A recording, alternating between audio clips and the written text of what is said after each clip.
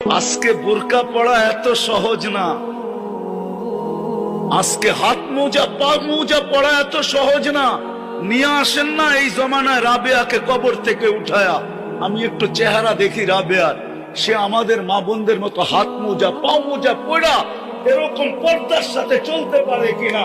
কেননা রাবেয়ার জমানায় সহযোগিতা ছিল দিনের উপরে চলার, এখন তো কোনো সহযোগিতাই নাই।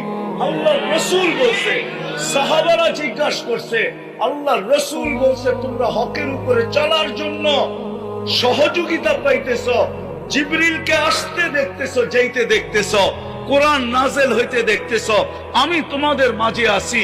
এক জমানা আসবে তোমাদের আমল একটা করবে, তোমাদের চেয়ে 50 গুণ বেশি সওয়াব পাবে। আমাদের মা বোনদের ভিতরে রাবেয়া বসরির চেয়ে বড় আল্লাহওয়ালা আছে, হতে পারতো যদি মেসেজ যাইতো।